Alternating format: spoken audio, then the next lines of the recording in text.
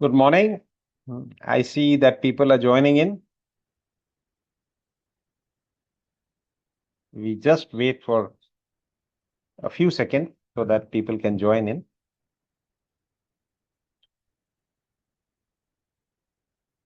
जी, तो मई महीने की शुरुआत और प्रशांत जी, कुछ क्वेश्चन आपके पास आए हैं या फिर ओपन हाउस शुरू करें? Good morning sir. मॉर्निंग। मुझे बहुत सारे कुछ लोगों ने मैसेज किए हैं कि जो वेनसडे का आपका द बेन फ्रैंकलिन इफेक्ट का जो आपने बताया उसके ऊपर वो काफी लोगों को पसंद आया। जी जी। तो बहुत सारे लोगों ने कहा है कि एक बार फिर से आपसे सुनना चाहते हैं उसके बाद। अच्छा, तो बेंजामिन फ्रैंकलिन इफेक्ट जो है, ये मेरे वेबिनार में मैंने समझाया था, बट सबकी इंफॉर्मेशन के लिए मैं फिर से बता देता हूँ दैट ऐसा है कि आप सोचिएगा कि एक महिला है जो भारत में रहती हैं और उनका बेटा है, बड़ा हो गया है वो, अमेरिका में अ, उसने शिक्षण लिया, पढ़ाई की और उसके बाद वो वहां पे सेटल हो गया है, नौकरी कर रहा है, उसकी अच्छी अच्छी नौकरी है। तो उसकी माँ एक बार उसको कहती है कि बेटा, मैंने बाजार गई थी तो मैंने एक बहुत अच्छा गांव का बना हुआ एक अचार देखा, तो आम का अचार था, तो मैंने लिया है, मैं तुमको भेजना चाहती हूँ। तो बेटा उसको कहता है कि माँ देखो, उसको भेजोगे तो इंडिया से यूएस भेजने में आपको तकलीफ होगी, फ्रेट लगेगा, बहुत सारी चीजें होंगी, और उससे अच्छा तो मैं यहीं पे, देखिए ना, इंडिया के अचार यहाँ मिल जाते हैं मुझे, तो मैं यहीं से आम का अचार ले लूंगा, आप तकलीफ मत उठाइए। कहने का सवाल क्या है इसमें कि वो माँ सचमुच क्या अचार भेजना चाहती थी, और उसके बेटे ने जो कहा कि आपको बहुत खर्चा और तकलीफ होगा तो मैं यहीं खरीद लूंगा। सवाल अचार का नहीं है। सवाल यह है कि जब उसने कह दिया कि आप मत भेजिए, तो आपने, उस बेटे ने उसकी माँ को उसकी जरूरत का एहसास बंद कर दिया। तो कई बार होता है कि फॉरेन में या कहीं बेटे बड़े अच्छे कमाने लगते हैं तो बाप या दादाजी आते हैं, बोलते हैं कि बेटा ये मेरी तरफ से एक तोहफा ले ले, एक 500 रुपये ले ले। तो नहीं जी, इसकी जरूरत क्या है, इसकी जरूरत क्या है, ये जो करते हैं तो एक्चुअली क्या कर रहे हैं हम उनको, जो एक एक महसूस होता है कि मेरी जरूरत है, मेरी यहाँ पर मेरे बेटे को जरूरत है, या मैं I am needed for them, उस जरूरत को आप कट कर देते हैं। तो जब आप जरूरत कट कर देते तो एक्चुअली आप उनको बहुत बड़ा एक एक एक एक दुख पहुंचाते हैं। तो सवाल यह है कि जब आप किसी को भी, कोई कहता है आपको भी, मैं एयरपोर्ट या रेलवे स्टेशन आपको लेने को आता हूं, तो आप कहते हैं अरे रे तकलीफ मत कर, मैं उबर में आ जाऊंगा। तो एक्चुअली आप उसको एक, जो इसको एक आई फील नीडेड, मेरा दोस्त मेरे लिए उम्मीद करेगा कि मैं आऊं उसको लेने के लिए, उस अपेक्षा को, उस उम्मीद को ही आप कट कर देते, तो उससे कहीं ना कहीं दुख हो जाता है। ये है वो बेंजामिन फ्रैंकलिन इफेक्ट। इसका नाम ऐसे क्यों पड़ा कि बेंजामिन फ्रैंकलिन जो थे वो कई सौ साल पहले अमेरिका में थे। तो वहाँ की जो विधानसभा या जो पार्लियामेंट जो भी है, वहां पर वो सदस्य थे, तो दूसरा एक वहां पे सदस्य था जिनकी इनके साथ बिल्कुल नहीं बनती थी। हमेशा उनके बीच में कोई ना कोई आर्ग्यूमेंट चलते रहते थे, वो एक दूसरे को बिल्कुल नफरत करते थे। तो एक दिन उन्होंने, बेंजामिन फ्रैंकलिन ने उस व्यक्ति के पास जाके कहा, अरे भाई, तुम्हारे पास में ये किताब है, ये किताब मुझे ना लाइब्रेरी में नहीं मिल रही, कहीं नहीं मिल रही है, क्या तुम मुझे पढ़ने को दोगे? बस ये कहना था कि वो सामने जो उसका हमेशा से जो राइवल रहा, दुश्मन रहा, उसको, उसने एकदम से कहा क्यों नहीं, आप ले जाइए इस किताब को, पढ़िए। अब बेंजामिन फ्रैंकलिन ने वो सामने वाले व्यक्ति के मन में एक भावना जगाई कि भाई तुम्हारी जरूरत है। तो ये जो भावना है, इसकी वजह से क्या हुआ कि बाद में बेंजामिन फ्रैंकलिन और वो मित्र इतने अच्छे दोस्त बन गए। हालांकि राइवल थे पहले, लेकिन वो बहुत अच्छे दोस्त बन गए। तो ये है बेंजामिन फ्रैंकलिन इफेक्ट। तो जब भी आपका कोई दोस्त या कोई चाहने वाला कहे कि अरे भाई, तुम्हारे लिए मैं यहाँ से ये लेके आऊं, या आपकी चलो मैं स्टेशन आपको रिसीव करने आऊं, तो उसको मना मत कीजिए। उसको वो एहसास रहने दीजिए कि उसकी जरूरत आपकी जिंदगी में है। ये है वो बेंजामिन फ्रैंकलिन इफेक्ट। तो मुझे उम्मीद है कि आपको ये अच्छा लगा होगा। तो लाइफ में मधुरता आनी बहुत जरूरी है।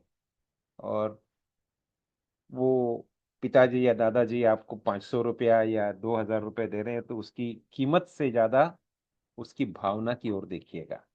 और उनको, उनकी जरूरत आपकी जिंदगी में है, उस भावना से वंचित मत करिए। Don't deprive them of that opportunity. आपके दोस्तों के साथ, आपके रिलेटिव्स के साथ, सबके साथ में मधुर संबंध बनाने के लिए बहुत जरूरी है। तो आपको अच्छा लगा होगा, ऐसी उम्मीद है। और कोई प्रश्न? हाँ, शुरू करें thank you sir. Open house? हाँ हाँ, बोलो जी। प्रशांत। हाँ, जी सर, दयानंद नरवड़े जी का प्रश्न नहीं, उन्होंने मैसेज भेजा है आपके लिए। Sir please bless to Aditya for his NEET exam. बहुत अच्छी बात है भाई। बढ़िया से यशस्वी भवा। और आपका बेटा उस नीट के एग्जाम को अच्छे से करे और बढ़िया नंबर मिले। ये तो हमारी सबकी, हमारी पूरी, आज जितने भी हमारे साथ है सबकी दुआएं हैं आपके लिए। और पढ़ाई अवश्य कर ही रहा होगा, तो हमारी एक शुभकामना उसके साथ। तो thank you so much sir. अच्छा, कोई बात थैंक नहीं। आप कन्वे कर दीजिएगा और अच्छे से पास हो जाएंगे। हम सबकी दिली इच्छा है। और जब भी वो पास हो तो ये खबर आप इसी महफिल में आके हम सबसे शेयर कीजिएगा। Yes sir, yes sir. Thank you sir. तो आज के लिए ओपन हाउस शुरू करें। तो आप सब भाई लोगों से, भाई बहनों, आप सब लोगों से एक गुजारिश है कि यहाँ पे जूम में नीचे बटन होता है हाथ वाला। तो आपको जिसको भी प्रश्न पूछना है आप वो बटन दबा सकते हैं। तो हाथ रेज हो जाएगा तो फिर मैं आपको मौका दूंगा। मतलब आप अपना प्रश्न पूछ सकते हैं, नहीं तो फिर पता नहीं चलेगा किसको पूछना है। तो वो बटन का प्रयोग आप कर सकते हैं। या तो फिर अगर आपका कैमरा ऑन है तो फिर आप हाथ खड़ा कर दीजिए, वो भी मैं देख लूंगा। तो अभी ओपन हाउस शुरू करते हैं। किसी का प्रश्न है तो पूछिए। और जब तक, मैंने तो सबको मैसेज भेजा था कि प्रश्न तैयार करके लाइएगा। तो जिंदगी में प्रोएक्टिव होना बहुत जरूरी है। प्रश्न पूछिए, जितना पूछेंगे उतना आपकी इंफॉर्मेशन बढ़ेगी। मन में, मस्तिष्क में मंथन बढ़ता है, नॉलेज बढ़ती है। जी। सर, मेरे पास सौरभ कुलकर्णी जी का मैसेज आया है, प्रश्न है। जी। How does the subconscious mind affect our decisions without us realising it? हाँ, you see, the subconscious mind does not affect your decision. Decisions तो है। देखिए, कॉन्शियस और सबकॉन्शियस का इफेक्ट मैंने अक्सर बताया है कि कॉन्शियस माइंड आपकी जागृत अवस्था में रहता है।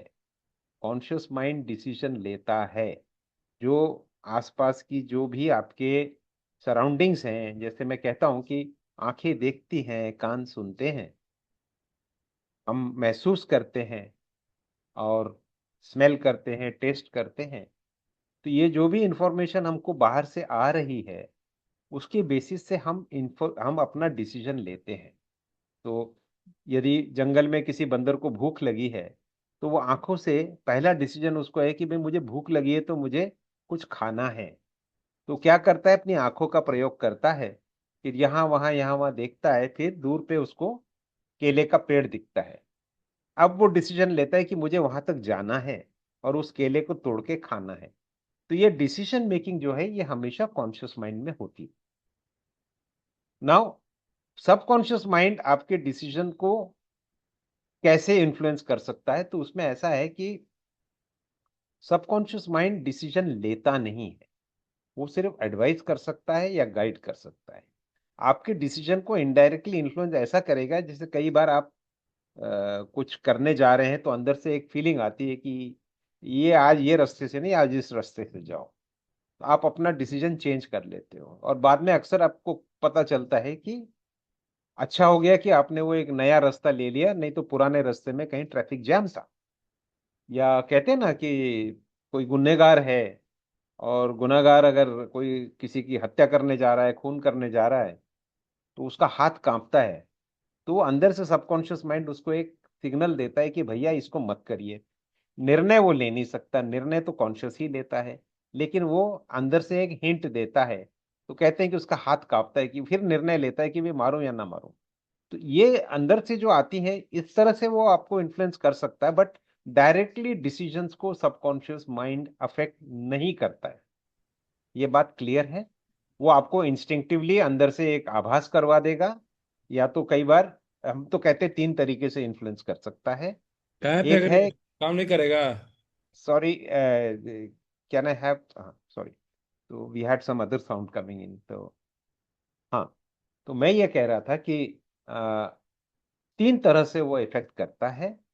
वो एक है, जब वो अंतर्मन की आवाज जिसे कहते हैं कि भाई ये मत करो, कोई आप कुछ बुरा करने जा रहे हो जिससे आपको हानि हो सकती है, या कोई क्राइम करने जा रहे हो जिससे आपको कोई पनिशमेंट हो सकती है, तो वो अंदर से एक बार आवाज देता है कि इसको ना करें तो अच्छा है।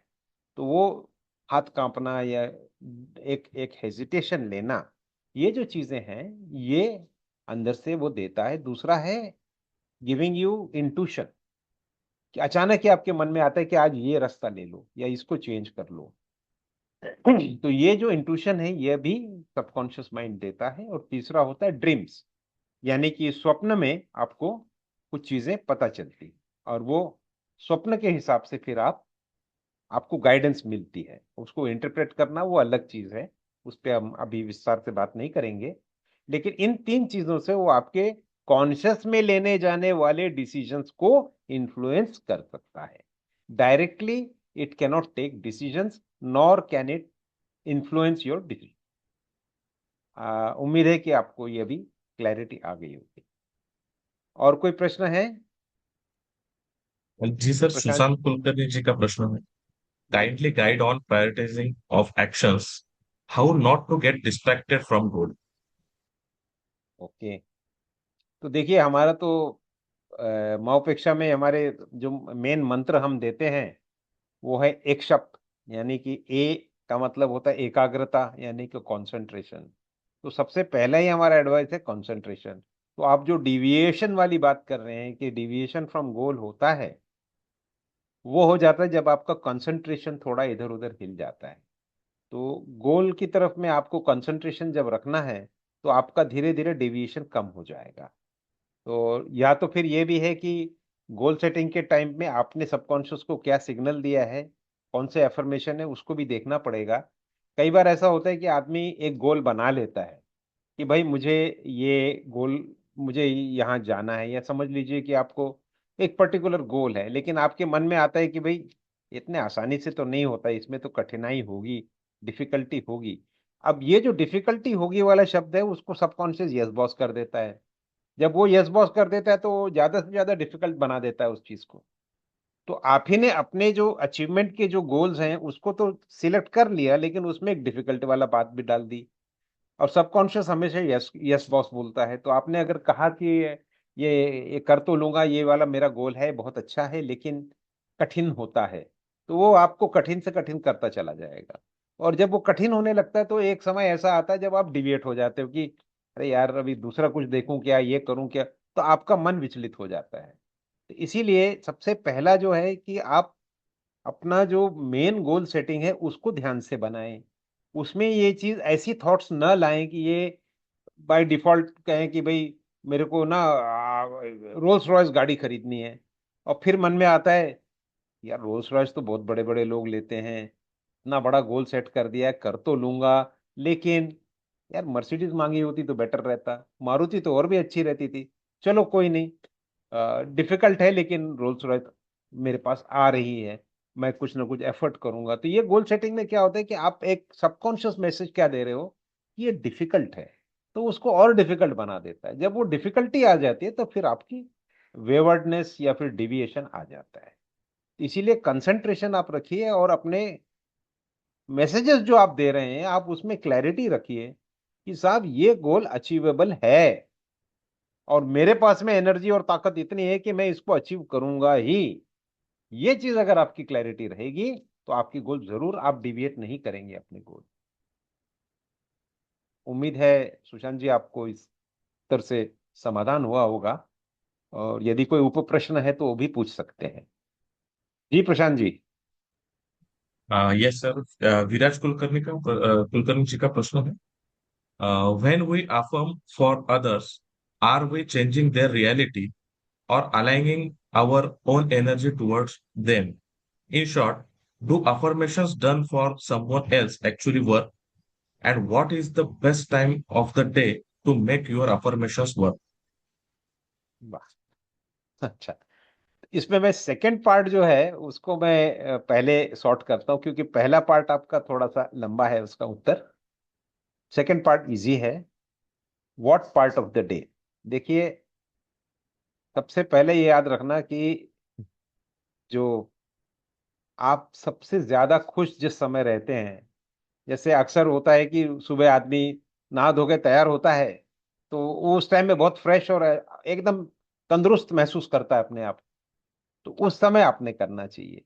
लेकिन कुछ लोगों का होता है, कहते साहब मैं सुबह उतना जरा, मैं I am not a morning person, मुझे शाम को घर आता हूँ, फिर अच्छा नहा वहा लेता हूँ, उसके बाद में फिर मैं बिल्कुल रिलैक्स होता हूँ, that is my best time. तो ये जो चीजें हैं, हर एक का मतलब, मैंने ये देखा है कि 60 to 70% लोग, ये उनको मॉर्निंग सूट करता है।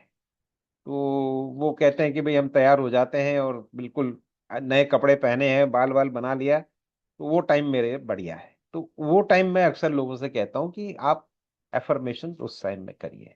लेकिन यदि यू आर इवनिंग पर्सन, या आपको पर्टिकुलर टाइम आपको अच्छा लगता है, तो फिर आप उस समय करिए, क्योंकि करना तो आपको है, आपको आपके कॉन्शियस से सबकॉन्शियस तक मैसेज देना है। तो जब भी आपका मोस्ट रिसेप्टिव टाइम होगा, that is the best time. तो रिसेप्टिव टाइम कब होता है? जब आप खुश रहते हो, आप अच्छे मूड में रहते हो, जब आप रिलैक्स्ड रहते हो, वो आपके लिए सबसे अच्छा टाइम। तो ये हो गया सेकेंड पार्ट। अब पहला पार्ट जो है थोड़ा सा ये कठिन है, कि मैं, क्योंकि कई लोग हैं जिन्होंने महापेक्षा नहीं किया होगा, इसलिए इसको मैं जितना सिंपल वर्ड्स में बता सकता हूं मैं बता देता हूं। कि एक इंटेंशन एक्सपेरिमेंट करके एक पुस्तक है, उसमें उन्होंने एक यूनिवर्सिटी, अमेरिका की यूनिवर्सिटी में एक रिसर्च किया था कि ग्रुप ऑफ पीपल आप एफर्मेशंस करते हैं और सिग्नल्स भेजते हैं कि भाई वो आदमी ठीक हो जाए, या उसको पॉजिटिव सिग्नल्स भेजते हैं। तो उन्होंने क्या पाया कि उन्होंने दो तीन जगह पे एक एक्सपेरिमेंटल सेट और एक स्टैंडर्ड सेट लेकर के उसको उन्होंने चेक किया। तो over a period of time उनके रिजल्ट्स ऐसे आए हैं कि आप जब, when you are sending out messages to directly to the person, उस व्यक्ति को, जैसे कोई बीमार है, आप चाहते हैं कि वो अच्छा हो जाए, उस व्यक्ति को डायरेक्ट मैसेज देते हैं तो ज्यादा इफेक्टिव होता है। और जब आप किसी थर्ड को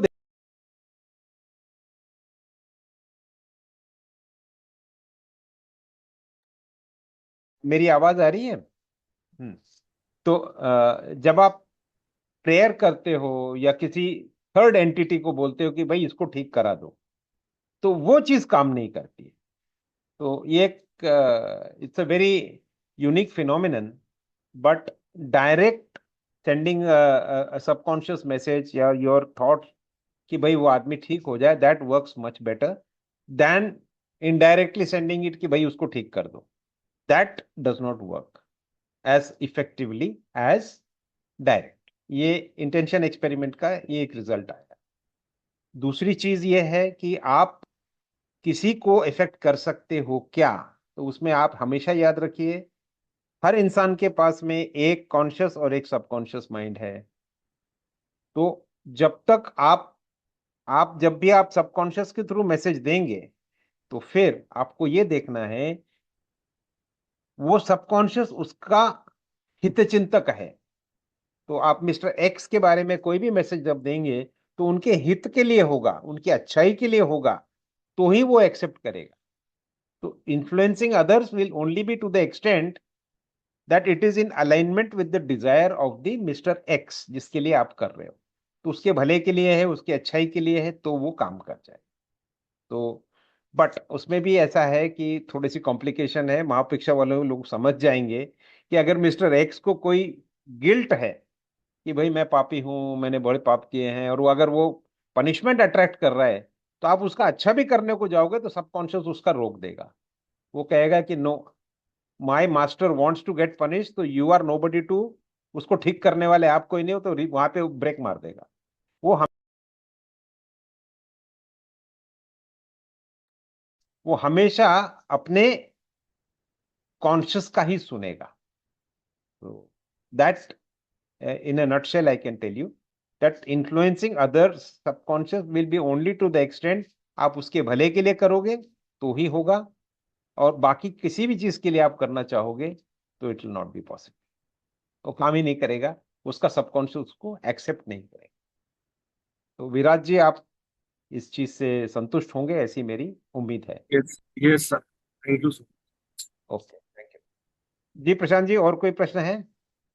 yes sir, Deepak Daswani sir का प्रश्न है, how deal with toxic people who are always trying to mentally harass and control you, especially if they are close to you? Okay, देखिए साहब, क्या है कि आपने काफी शब्द यूज किए हैं।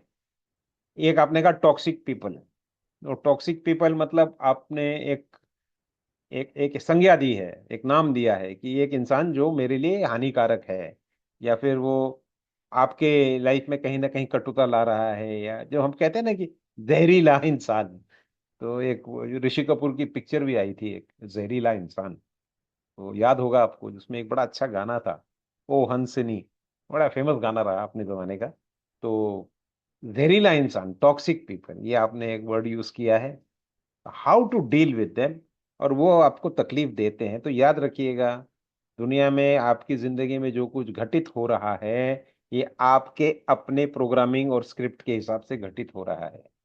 कहीं ना कहीं आपके बिलीफ, वैल्यूज और आपके थॉट्स के हिसाब से आपने उन टॉक्सिक लोगों को अपने पास बुलाया है, और उनको वो सिर्फ आपकी जिंदगी का स्क्रिप्ट में script writer, director, producer, cinematographer, music director सब आप ही हैं। हम लोग तो सब किरदार हैं। तो कहीं ना कहीं आपकी स्क्रिप्ट राइटिंग में कुछ डिफेक्ट आ गया है, उसकी वजह से टॉक्सिक लोग आपके पास आ गए हैं। तो स्क्रिप्ट बदल लीजिए। तो मनोज कुमार ने प्राण का रोल बदल दिया, उपकार में मलंग काका बना के पॉजिटिव रोल में डाल दिया, तो वो अच्छा बन गया। वो कहने का मतलब यह है कि आप जो रोल उनको दे रहे हैं वही वो प्ले करेंगे। इसके लिए थोड़ा सा आपको महापेक्षा में सीखना पड़ेगा। मतलब ये जो लोग जिन्होंने नहीं किया कोर्स, उनके लिए जरा मैं थोड़ा सिंपल में रख रहा हूँ, क्योंकि जो ज्यादा डीप जाऊंगा तो फिर वो समझ के बाहर चले जाएगा। इतना समझ लीजिए कि आपकी स्क्रिप्टिंग में सर्टेन बिलीफ्स आर देयर। जैसे एक पिछली बार मैंने बताया था कि एक महिला आई थी, तो उन्होंने कहा कि भाई मेरे बचपन से एक ही चीज है कि पुरुष के ऊपर में कभी भरोसा नहीं करना, बड़े खतरनाक होते हैं।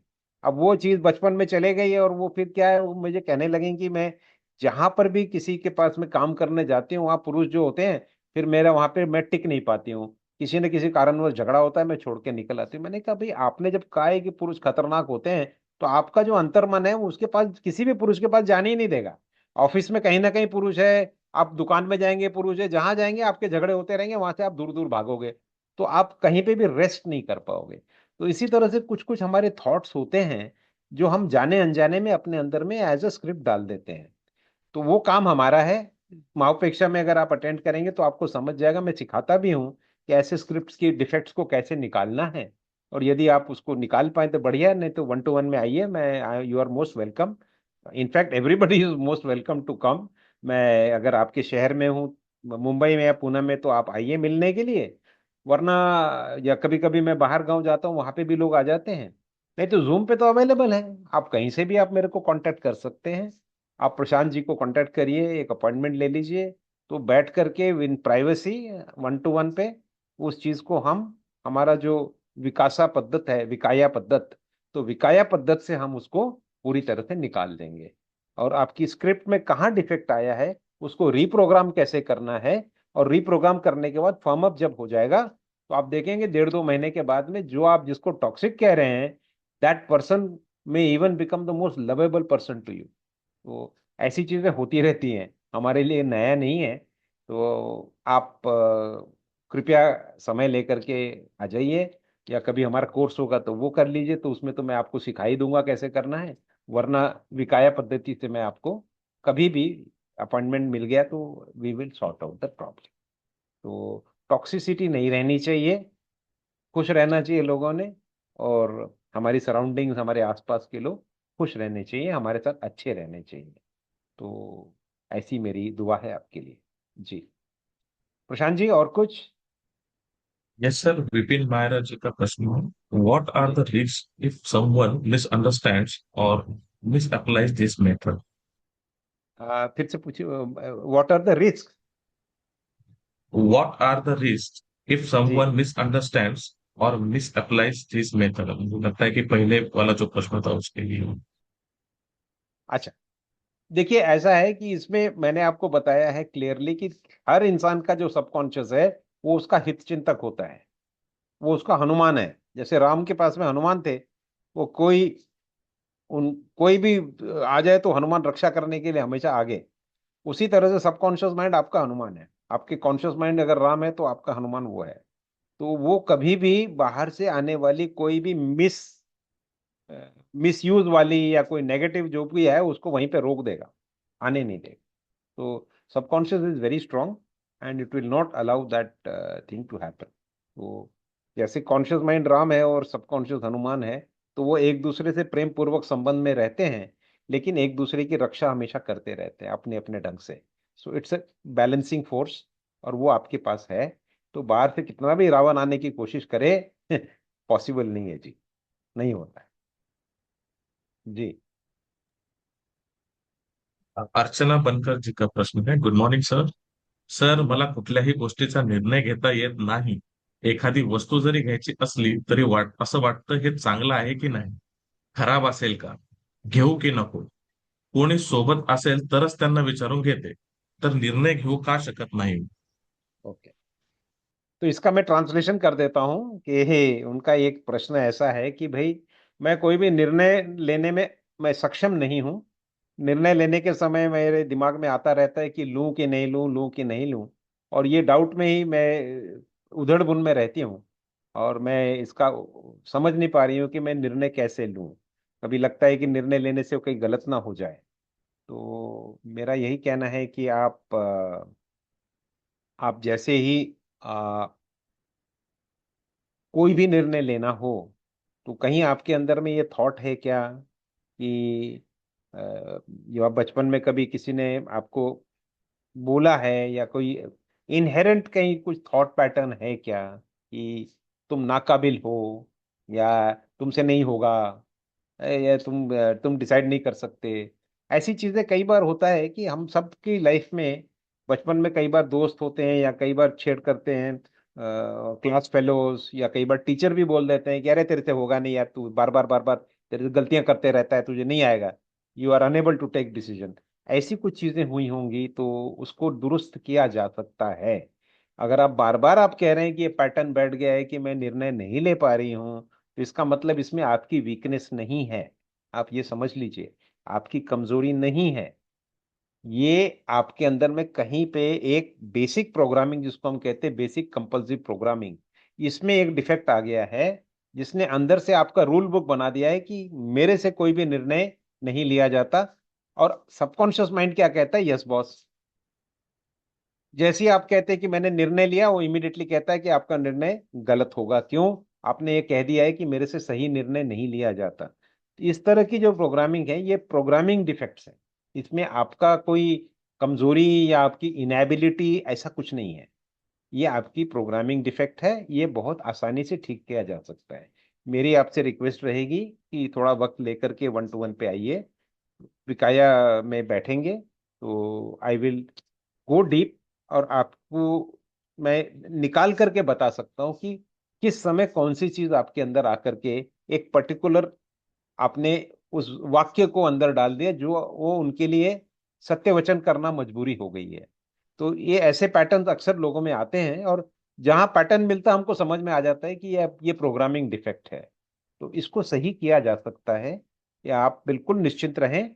इसमें आपकी कोई कमजोरी नहीं है। कई बार हम लोग मन बना लेते हैं कि भाई ये चीज मुझसे होती नहीं है, ऐसा नहीं है। तो उम्मीद है इसको अगर आप ठीक से कभी भी विकाया के लिए आप प्रशांत जी से या सोनिका जी से बात कर लीजिए, तो उस पद्धत से हम उसको निकाल सकते। तो rest assured it is a programming error you can. जी, और कोई प्रश्न है जी? जी सर, गणेश जी का प्रश्न है। सर, मेरा क्वेश्चन है कि मेरी शादी नहीं हो रही है। मुझे ओके। अच्छा जॉब है, सैलरी अच्छी है, पर रिश्ते आते हैं पर जुड़ नहीं पा रहे। तो कोई आ, सॉल्यूशन प्लीज बताओ। नाम क्या बताया भाई साहब का? गणेश। गणेश जी। गणेश जी हैं क्या यहाँ पे अभी? इजी सीट मतलब अवेलेबल है? है सर, गणेश गणेश जी, जी। आपसे बात हो सकती है? आप अगर अपना माइक खोले तो देखिए गणेश जी हैं क्या?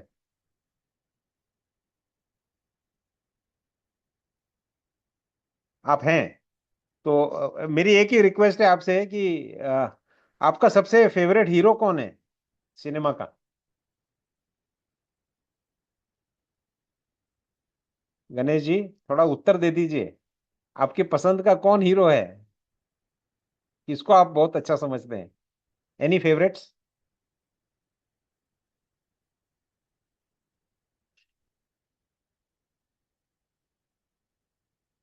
शायद सुन नहीं पाए। प्रशांत जी, वो है कि नहीं है? है सर। गणेश जी, आप आपका माइक अनम्यूट कीजिए और आप आंसर कर सकते।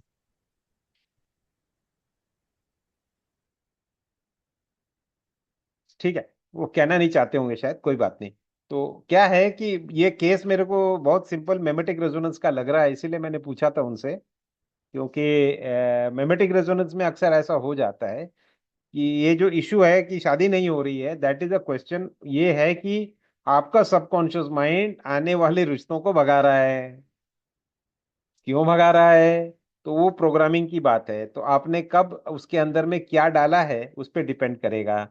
तो मेरे पास में जो लोग आते हैं अक्सर, वो मुझे कहते हैं कि साहब, ऐसे बहुत केसेस आए हैं कि साहब शादी नहीं हो रही।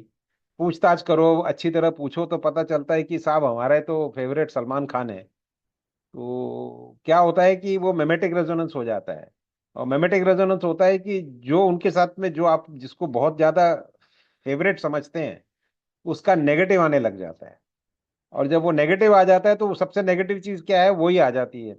तो फिर आपका सबकॉन्शियस उसको आपको वैसा बनाने के लिए उनको रिश्तों को दूर करता रहता है। तो ये चीज जो है ये थोड़ा सा आपको समझना पड़ेगा, because I don't know Ganesh ji ने माओपेक्षा किया है या नहीं किया है, लेकिन यदि वो मेरे साथ 1 to 1 में आए तो मैं उनका सॉल्व कर सकता हूँ। It's a typical case of mimetic resonance, that is what is my off hand मेरा कहना है। तो क्या है कि ये थोड़ी पर्सनल चीज है, तो अकेले में आप जब 1 to 1 करेंगे तब उसको मैं आपके लिए सॉर्ट करके दे दूंगा। जी। जी प्रशांत जी। जी सर, विपिन मेहरा जी का वो प्रश्न है। Sir, this doesn't replace doctors, right? Because my family will panic if I say I am treating everything with subconscious now. साहब, ये जादू की पुड़िया तो नहीं है। डॉक्टर को रिप्लेस नहीं कर सकते आप। मेडिसिन साइंस जो है, ये हिपोक्रेटस के टाइम से आज तक चले आ रही है। तरह तरह के सिस्टम्स हैं। तो यूनानी सिस्टम भी है, एलोपैथी तो है ही है, इसमें इतना रिसर्च हुआ है। चाइनीज मेडिसिन है, आयुर्वेद है, होम्योपैथी है, तरह तरह के सिस्टम हैं। तो मेडिसिन को तो रिप्लेस नहीं कर सकते हो आप साहब, ये भूल जाइए। लेकिन जैसे कहता है ना, मैं हमेशा कहता हूँ कि अस्पताल में आप देखिए, जो पर्दे होते हैं या पर्दे या कोई भी कलर कॉम्बिनेशन, वो ग्रीन कलर का होता है। क्यों होता है ग्रीन कलर का? क्योंकि ग्रीन कलर आंखों को सूदिंग होता है, आपके मन को शांत करता है। लाल या एकदम तड़क भड़क येलो कलर, ब्राइट येलो, वो आपके मन को विचलित करता है। कोई भी पेशेंट है, नाम ही पेशेंट है कि भी उसको पेशेंस होना चाहिए। तो दवाई का असर ऐसे लोगों में ज्यादा अच्छा करता है जो इनका मन शांत हो।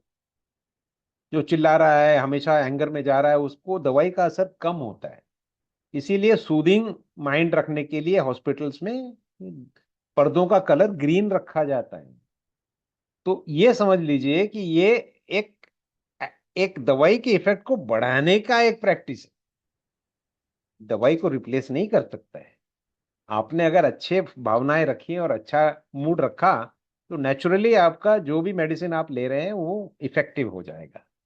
आपने अगर सबकॉन्शियस को यूज कर करके किसी को अच्छे मैसेजेस भेजे तो उसका चित्त बेटर रहेगा, अंदर से मूड ठीक रहेगा, दैट इज ऑल। ये दवाई को नहीं रिप्लेस कर सकता है, ये आप भूल जाइए। मेरे पास कोई जादू की पुड़िया नहीं है, nobody can replace the doctors. वो अपनी जगह पे बहुत श्रेष्ठ हैं, बहुत रिसर्च गया है उसमें, दुनिया भर का इतना सब कुछ निकाल लिया है। ये तो हमारी तो एक छोटी सी एक अटेम्प्ट है कि भाई उनका फोर्स मल्टीप्लायर। अच्छे मूड में अगर आप दवाई लेंगे तो आपको उसका फायदा होगा, बस इतना ही है। जी। विराज कुलकर्णी जी का प्रश्न है, जी। how much of what happens in life is event sign synchronicity shaped by our inner state, in bracket for example guilt, and how much is pure coincidence? And secondly, please enlighten us on what goes around comes around. ये पहले वाला मैं समझा नहीं, फिर से एक बार जरा पढ़ देंगे। Synchronicity I did not gate, थोड़ा धीरे से Ha- बताइए। G. How much of what happens in life is even synchronicity shaped by our inner state, okay. and how and how much much is is a pure coincidence? pure okay. coincidence? Okay. साहब, माओपेक्षा में तो हमारी belief बहुत clear है, there are no coincidences, everything is planned. तो coincidence कुछ नहीं होता है। आपकी इनर सिंक्रोनिसिटी और आपकी commands given to your subconscious, commands which are sent out to the subconscious network, that is what will give you the effect. Net effect वहीं से आने वाला है। कोई एक्सीडेंट एक्सीडेंटल नहीं होता है, everything is planned, not by human beings but by the network. तो वो आप that of course advance course करेंगे तो आपको मैं समझा दूंगा how it happens. But I can tell you this that lot of things have we attract to ourselves because of our guilt। तो अब उसमें अगर आपने एक्सीडेंट को अगर आपने अट्रैक्ट कर लिया है तो it is not a coincidence, it is planned. वो पूरा जो कायनात है ना, वो आपकी इच्छा पूरी करने के लिए लग जाती है। बाकी वो डायलॉग छोड़ दीजिए, बट ये कैसे करती है वो मैं महापेक्षा में समझाता हूँ। वो आप इस चीज को समझ लीजिए, there are no coincidences, things happen according to a deliberate action oriented thing. Cause and effect relationship हमेशा रहता है। कोई चीज का इफेक्ट हुआ इसका मतलब कॉज होगा ही, और अगर कोई आपने कॉज कर दिया तो उसका कहीं ना कहीं इफेक्ट आएगा ही। Nothing can ever go without. आपने आग लगाई है तो धुआं निकलेगा ही निकलेगा, और धुआं अगर दिख रहा है कहीं ना कहीं आग लगी होगी।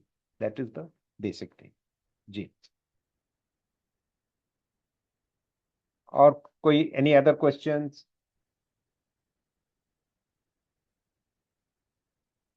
प्रशांत जी।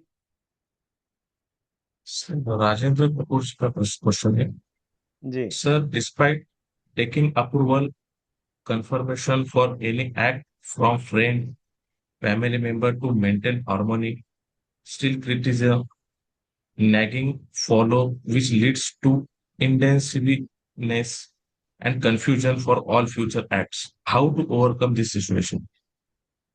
आ, आपको फिर से पढ़ना पड़ेगा बिकॉज ये थोड़ा सा ठीक से मेरी आवाज नहीं आई, फिर से बताएंगे? जी सर। ओके। सर, अच्छा, मैं पढ़ डिस्पा पा रहा हूँ, हाँ मैं पढ़ पा रहा हूँ। Despite taking approval confirmation for any act from friend or family members to maintain harmony, still criticism nagging follows, which leads to indecisiveness and confusion for all future acts। तो राजेंद्र भाई, आप क्रिटिसिज्म और नैगिंग के बलि पड़ गए हो, वो आपको इफेक्ट करने लग गया है। तो आपने जिस चीज को पहले तो आपने कंफर्मेशन लिया, परमिशन भी ले लिया, और आपको लगा ये हार्मनी मेंटेन हो जाएगा, तो बढ़िया है, आपने लिया है। अब जब एक बार आपने उस डिसीजन को ले लिया है तो आप उससे स्टिकअप रहिएगा। किसी का क्रिटिसिज्म आए कुछ आए, आप अपने हिसाब से देखिए। मैंने कह दिया राजेंद्र भाई ये शर्ट आपको सूट नहीं कर रही है, ये मेरा ओपिनियन है, लेकिन आप मिरर में खड़े होकर के देखिए क्या राजेंद्र इसमें अच्छा लग रहा है। अगर राजेंद्र को राजेंद्र अच्छा लग रहा है उस पर्टिकुलर शर्ट में, तो मेरी ओपिनियन मैटर नहीं करती है। हाँ, आप मेरे को इंप्रेस करने के लिए अगर पहनना चाहते हो तो फिर मेरी ओपिनियन मैटर करेगी। तो आपको ये चीज समझना पड़ेगा कि आप किसको इंप्रेस करना चाहते हो। पहले तो आपने डिसीजन लिया है अपने एक सत विवेक बुद्धि से, यानी कि आपने वो निर्णय लिया है। तो वो निर्णय जब आपने लिया है तो फिर आपको उस निर्णय के साथ में स्टिकअप रहना है। किसी ने बताया कि भाई ये निर्णय आपका गलत है, तो फिर आप लॉजिकली देखिए सही है या गलत है।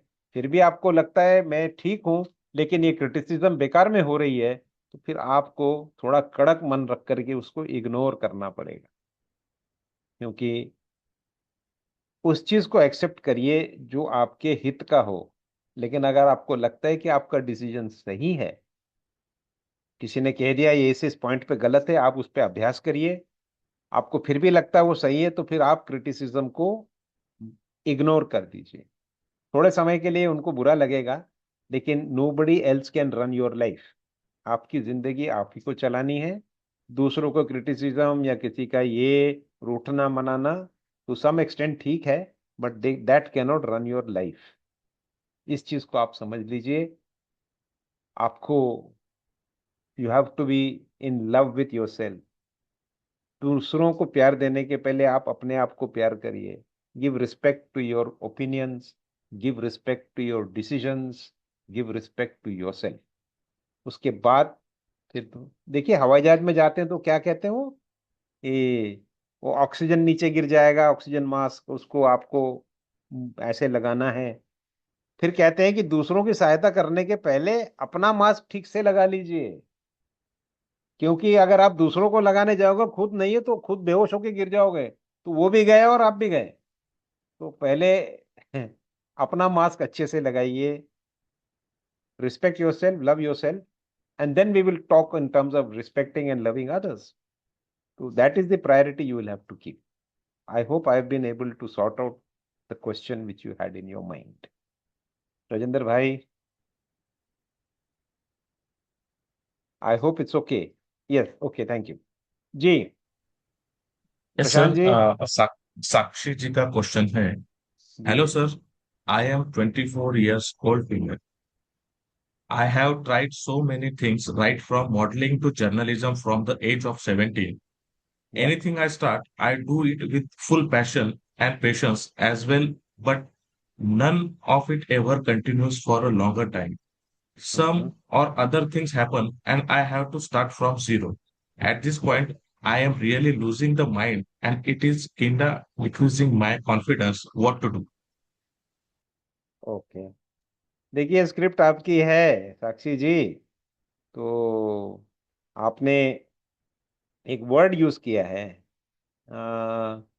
I have tried so many thing. तो ये शब्द जरा मुझे बहुत तकलीफ देता है। तो मैं अक्सर लोगों से कहता हूँ कि भाई ये मैंने आपको एफर्मेशन लिख के दिया है, ये आप करेंगे? तो लोग कहते हैं कि yes sir I will try. भैया फिर आप, मैं आपको नहीं दूंगा। तो कहते क्यों? मैंने कहा आप ट्राई मत करिए, आप ये बोलिए मैं करूंगा, मैं करने की कोशिश करूंगा। अब इसमें आपने पहले ही कर दिया, अपने मन को बता दिया है कि शायद मैं नहीं भी कर सकता हूं, बट आई विल ट्राई।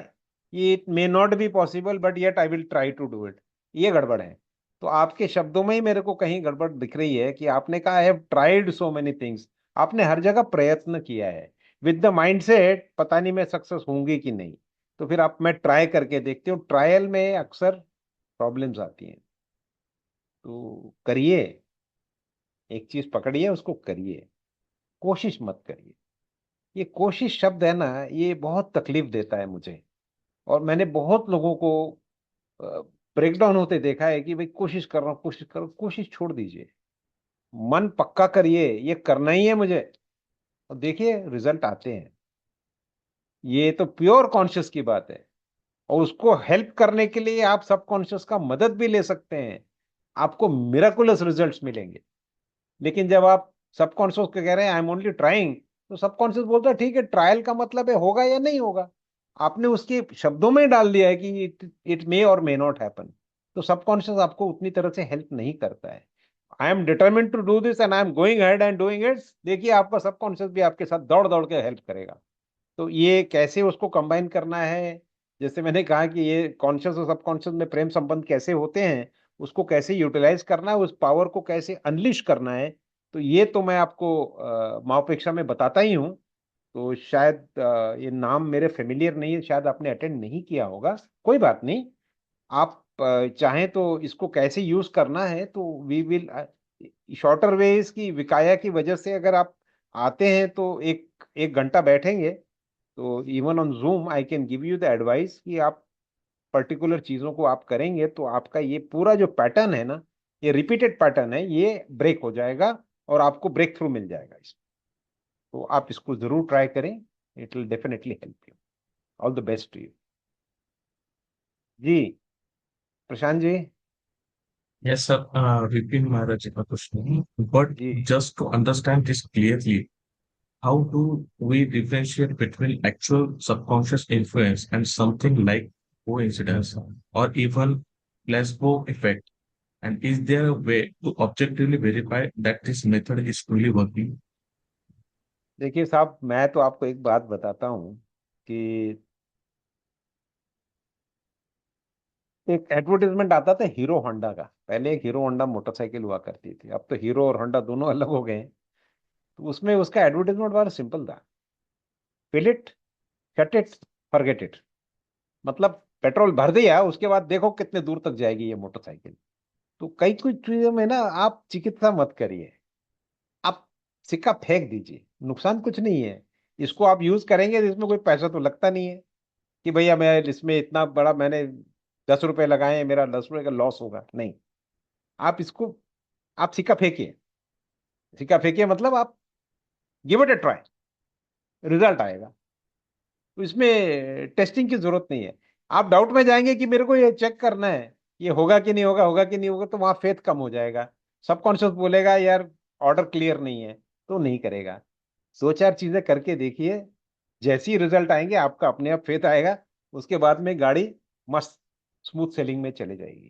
तो instead of testing it, the best test is to try it out with complete faith. एक छोटी चीज पे करके देखिए, एक दो जगह सक्सेस आएगा तो उसके बाद आपका वो रिपीटेड चालू हो जाएगा।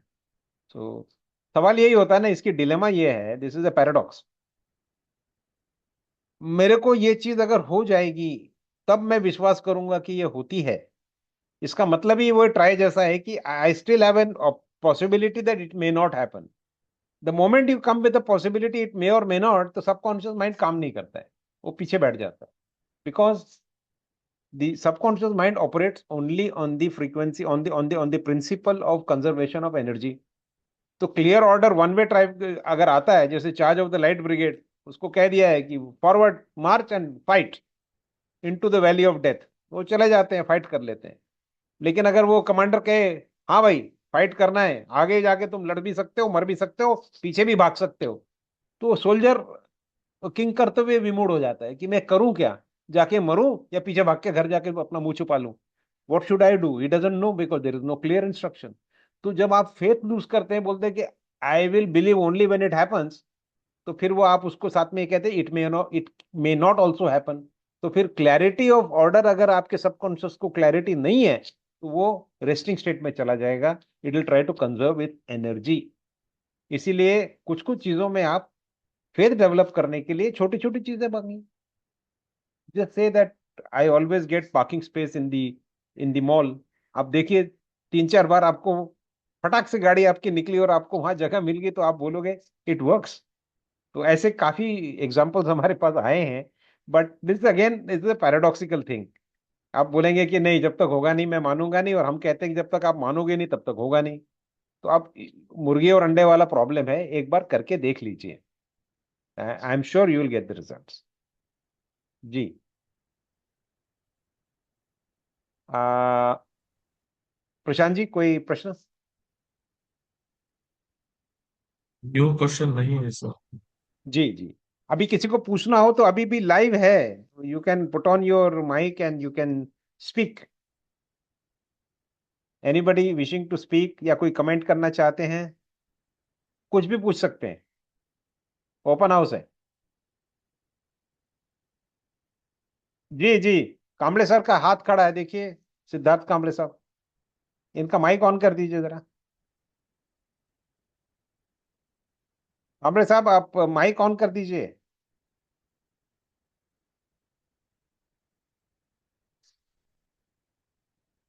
आवाज नहीं आ रही साहब।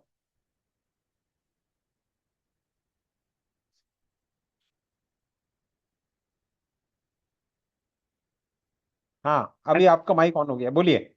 हाँ सर, पिछले दिनों मैं झारखंड गया था, कुछ दिन जी पहले। जी वहाँ के लोगों ने मुझे एक दिन वहाँ पे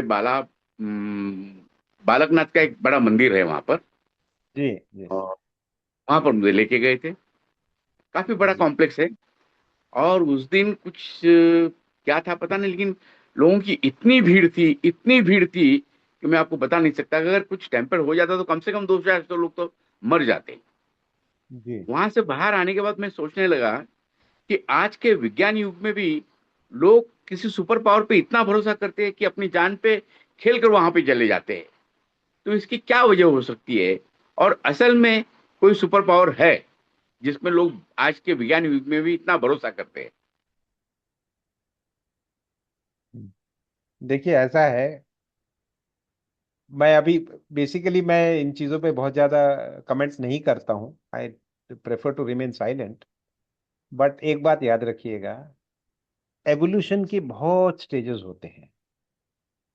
कुछ कुछ लोग, जैसे आप देखिए कि डॉग्स हैं, डॉग्स को सेंस ऑफ स्मेल बहुत होती है, हमसे कहीं ज़्यादा वो इवॉल्व है स्मेल के सेंस में। वो जैसे हम आंखों से देखते हैं अलग अलग कलर, वैसे डॉग्स एक्चुअली अलग अलग स्मेल से लोगों को देख पाते हैं। तो वो ज्यादा इवॉल्व है, हम उतने इवॉल्व नहीं है उस पर्टिकुलर चीज में। उसी तरह से कुछ कुछ चीजों में कुछ कुछ लोग इवॉल्व हो चुके हैं, कुछ लोग नहीं हुए हैं। Human beings are still evolving. हमें बहुत ज्यादा समय नहीं हुआ है इस पृथ्वी पर होमोसेपियंस को आकर के। कुछ ज्यादा नहीं है, 1.6 1.7 मिलियन ईयर्स हुए हैं, यानी कि 16-17 लाख साल पहले हम आए हैं।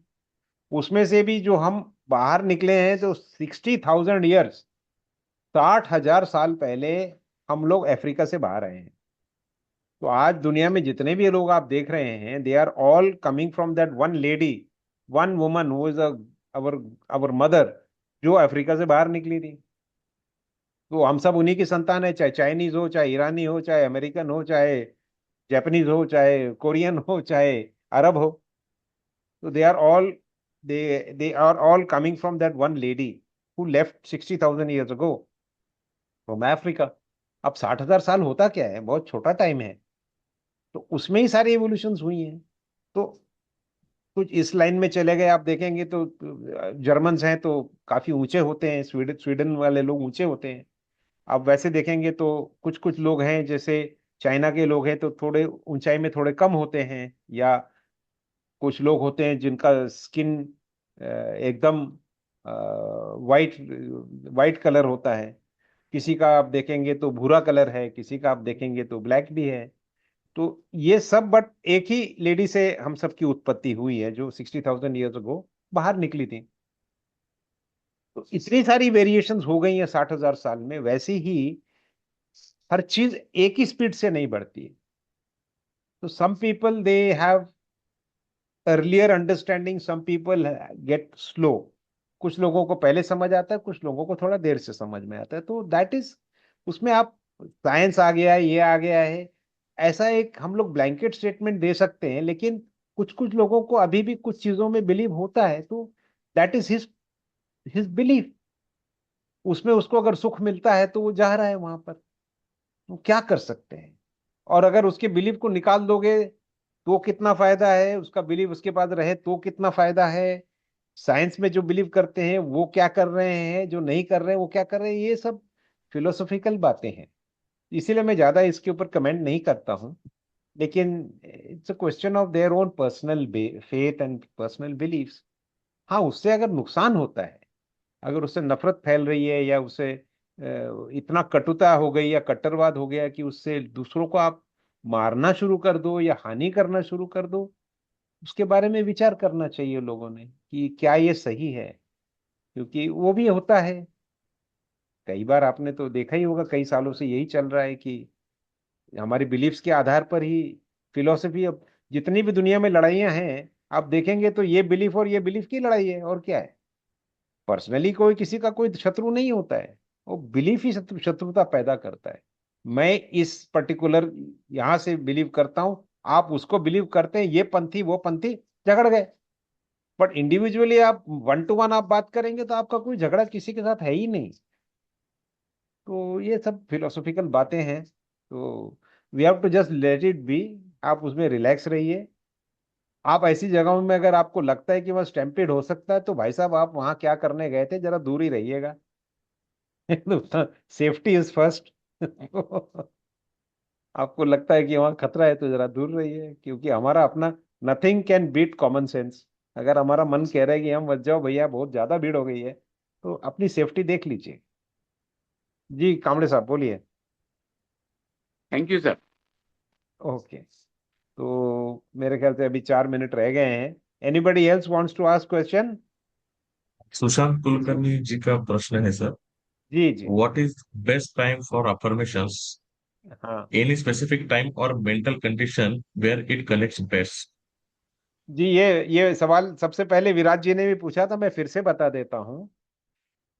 एफर्मेशन का कोई ऐसा आइडियल टाइम नहीं है, बट जब आप पूरी तरह से मेंटली रिलैक्स्ड हैं, फ्रेश हैं, and you are feeling light and happy, that is the best time.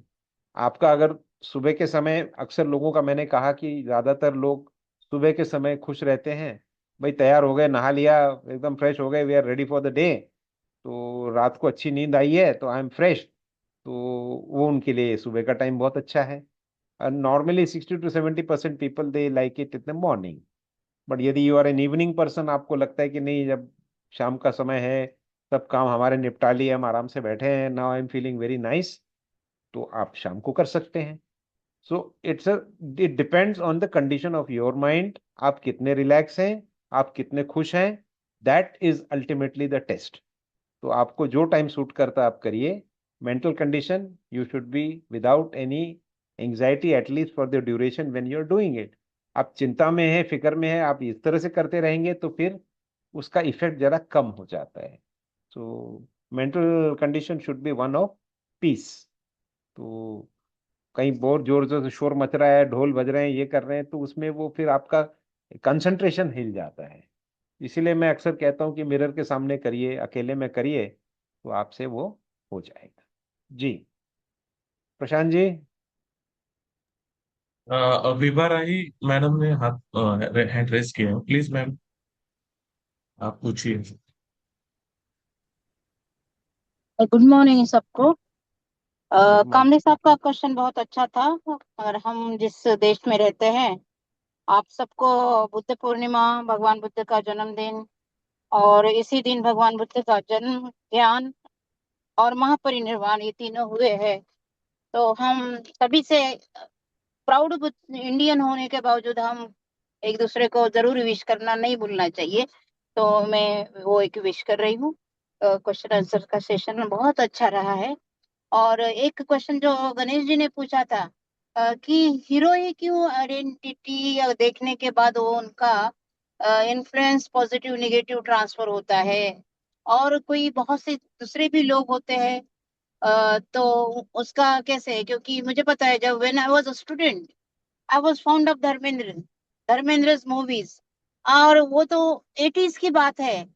और उसके बाद बाकी लोग भी, लीडर्स एंड फेवरेट ये लोग भी हुए हो, तो उनके इन्हीं के क्यों ऐसे ट्रांसफर हो जाते हैं ऐसा?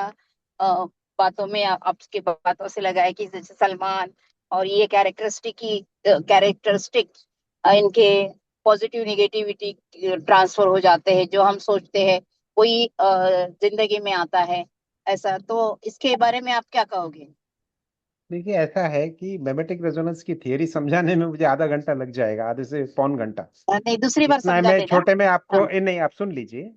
अभी छोटी सी बात यह है कि मिमेटिक रेजोनेंस की थियरी क्या कहती है कि हाँ whenever you are very greatly influenced by somebody, hmm by liking the person or by even disliking the person, आपने यदि कहा है मुझे इसके जैसा बनना है तो भी, और अगर आपने कहा मुझे इसके जैसा नहीं बनना है तो भी, क्योंकि सबकॉन्शियस माइंड नो को अंडरस्टैंड नहीं करता है, वो नो नहीं उसको अंडरस्टैंड नहीं करता है, तो दोनों का मीनिंग एक ही आ जाता है। आप किसी को पसंद करो या बिल्कुल हेट करो, दोनों में भी वो पसंद आ जाता है। दूसरी बात यह है कि मेमेटिक रेजोनेंस की थियरी यह बताती है कि जब भी आप किसी इंसान की तरह बनना चाहते हो तो easiest for the subconscious mind is to get the negative qualities. Glass तोड़ना आसान है, ग्लास बनाना मुश्किल है, तो वो नेगेटिव क्वालिटी पकड़ के लाता है, इसीलिए आपको हमेशा उसका नेगेटिव ही मिलेगा। बट उसमें बहुत सारे पथ्य हैं, हर केस में नहीं होता है। तो जैसे सिगरेट के पैकेट में लिखा है स्मोकिंग कॉजेस कैंसर, लेकिन हर स्मोकर को कैंसर नहीं होता है और हर कैंसर पेशेंट स्मोकर नहीं होता है, लेकिन 40% चांस है कि स्मोकिंग विल कॉज कैंसर, इसीलिए वो लिखा जाता है। उसी तरह से हर इंसान जिसको आप पसंद करते हो उसके नेगेटिव आपके पास आएंगे ऐसा जरूरी नहीं है, और आपके सारे प्रॉब्लम किसी को पसंद नापसंद करने से आएंगे ऐसा भी जरूरी नहीं है। बट 40% चांस होता है मेमेटिक रेजोनेंस का। मैंने वो उनसे ये पूछा था कि बिकॉज अमूमन मेरे पास में बहुत केसेस आए हैं जहां पर या तो स्वामी विवेकानंद या सलमान खान के फैंस थे, उनकी शादियां नहीं हुई, वो एक अलग चीज है, मैं उनको सिर्फ पूछ रहा था। ये बातें तो उनके साथ में 1 to 1 उनका पर्सनल जब बैठूंगा तो मैं बताऊंगा किस वजह से हुआ है। I was just asking him as a chance कि it could be this, but उनसे अकेले में बात करेंगे तो पता चलेगा। तो ये थियरी, इसको समझने में कम से कम I will take at least 1 hour to explain this. तो जिन्होंने माओपेक्षा किया उनको तो पता ही होगा, that is how it operates. जी, और कोई प्रश्न है प्रशांत जी? जी सर, प्रकाश गौड़े जी का प्रश्न है। गुड मॉर्निंग सर, मैं फ्रेंड बनाना चाहता हूँ मगर खास फ्रेंड नहीं बनते हैं। अच्छा, तो इसमें प्रशांत जी आपके साथ में ये बड़ा पर्सनल क्वेश्चन है, लेकिन इसमें कहीं ना कहीं आपके बचपन में या किसी लाइफ टाइम में आपके अंदर एक थॉट आ गया है कि मैं, या तो ये है कि मैं बहुत कड़क हूँ, या मैं बहुत स्टिफ रहता हूँ, या मैं बहुत नियम का क्या कहेंगे डिसिप्लिन्ड हूँ। कुछ कुछ ऐसी चीजें जो होती हैं जिससे लोग जरा दूर हो जाते हैं, इस तरह की कोई थॉट आपके अंदर सेल्फ इमेज में आ गई है, तो वो सेल्फ इमेज को अगर आप चेंज करेंगे तो यू विल बिकम फ्रेंडली। तो वो क्या है क्या नहीं वो तो आपको 1 to 1 में मिल जाएगा, ऐसा कोई डिफिकल्ट नहीं है। कहीं ना कहीं आपने अपने आप को एक सेल्फ इमेज कर दिया है कि जो मतलब फ्रेंडलेस हो जाता है ना, जो आदमी जो बहुत स्ट्रांग या बहुत ज्यादा कड़क या वो इस तरह का हो जाता है, तो ऐसा कुछ आपने अपने इमेज के बारे में कुछ एक ओपिनियन बना दिया है। तो सबकॉन्शियस माइंड क्या करता है, फिर कहता है कि नहीं, ऐसे लोग तो हमेशा अकेले ही रहते हैं, तो फिर आपके दोस्त दूर दूर होने शुरू हो जाते हैं। तो ये हो सकता है, कभी बैठेंगे तो आराम से इसको हम आधे घंटे में 1 घंटे में निकाल देंगे कि बेसिक थॉट क्या है आपका। दैट इज द बेसिक, मतलब बेसिक थॉट एक बार मिल गया तो फिर उसको एलिमिनेट कर करके उससे नया थॉट रिप्लेस करा लेंगे तो आपका प्रोग्रामिंग चेंज हो जाएगा। उम्मीद है आपको ये इस आंसर से सेटिस्फेक्शन हुआ होगा। और कोई प्रश्न है प्रशांत जी? नो। अभी कोई प्रश्न नहीं है तो 1 घंटा हो गया है, तो मेरे ख्याल से अभी वी कैन जैसे पारी समाप्ति की घोषणा, और अगले रविवार को फिर मिलेंगे। तो प्रशांत जी, एक सज्जन ने मुझे कहा था कि जब आप कहते हैं कि अगले रविवार मिलेंगे तो तारीख भी बताया करिए, तो जरा देख के बताइए को अगले संडे को कौन सा तारीख है? 10 तारीख 10 है? में सर, 10 तारीख। हैं? 10। 10 तारीख, तो 10 तारीख को 11 बजे हम मिलेंगे। एंड तब तक आपसे विदा लेता हूँ। थैंक यू वेरी मच, आपने समय दिया, और मुझे उम्मीद है कि आपको आज का प्रोग्राम पसंद आया होगा। तो अगले संडे और ज्यादा प्रश्न लेके आइए, मुझे उत्तर देने में मजा आता है। और बाकी सब लोगों का भी फायदा हो जाता है, क्योंकि वो शांतपन से वो सुन भी रहे हैं, लेकिन उनको भी एक एक आनंद आता है उस तरफ का। तो आपसे मैं विदा लेता हूँ। नमस्कार।